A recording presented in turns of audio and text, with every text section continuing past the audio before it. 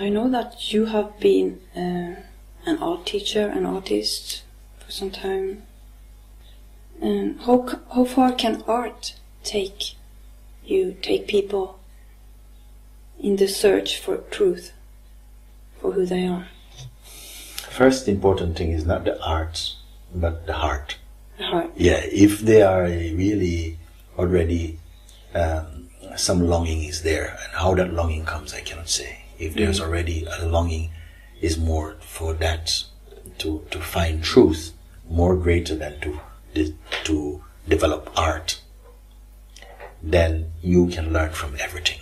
Everything becomes a mirror to one who is sensitive, whose mind is turned towards the self, the pure self. Then everything becomes your teacher, actually. You see? But for most, I mean, we indulge these ideas that this thing, this practice will take you to the self. I have not found it like that. I found that it's we have this type of ability to make anything seem as though it is important, that everything is reflecting and helping you to become more yourself. Then I've not really seen any real evidence that any particular practice or interest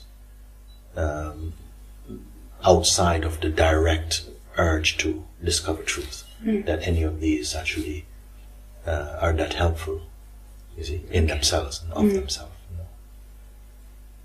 Why are people so reluctant to go in, to find out who they are, do you think? Because who they are not is very attractive.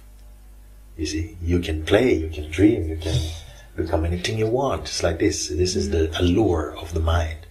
Is that like this? This is the apparent adventure, you see, to become this. And even with knowing who you are, even this play may not stop, but it's not harmful anymore, you see. Okay. All this universe is somehow the kind of playground of the beingness. But somehow the people, they feel that there's a risk, there's a huge sacrifice to make. If I have to go to discover the truth, then I must give up all my sweeties, you know. You know, because they imagine through our negative conditioning also, cultural and religious conditioning, that to find the truth will come at a very high price. You must give up all that is beautiful and enjoyable in order to find the truth. It's a huge lie. It is a huge lie. It is a huge lie, yeah. So there's no price, there's no sacrifice. There is no price. Maybe the sacrifice of your ignorance is how I would like a put great it. sacrifice. You have advised us to realize 100%, not 3/4. Yes, yes. How is 100% different to 3/4? 3/4 in the sense of the search for truth is not going to be good enough. 98% won't be good enough. I mean 98% in terms of your attitude. You see, like somehow if you're keeping something back, sometimes we're holding back on something that you feel, maybe it's an attachment, that you feel I cannot put that to the fire. And by putting it to the fire, I mean to really take the risk, the apparent risk of exposing something that you might see to be not true, and that you have so much investment, you see, in this thing, that you don't want to take the risk to see that it is an illusion. So you may hold back.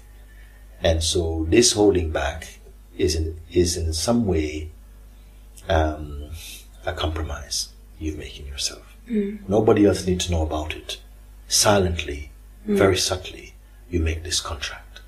And so you don't move in. There's always a fear to surrender completely to the unknown or to that which is, because you're harboring some secret, you see. Is that what you encourage us to do here in satsang? To use the opportunity to discover this? Because I know that there's nothing really in the truth to be afraid of. No. You see? I know it's what your heart longs for. And that when the ignorance is removed, when the doubts are removed, and you're again in your natural state. You see, I mean, it's effortless, and you're fully at peace. you're fully alive also.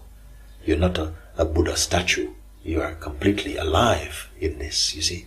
No one has to convince you that this is right, you see, or this is you. None of this is needed. You are completely empty and in your original innocence. It's something very fresh, you see.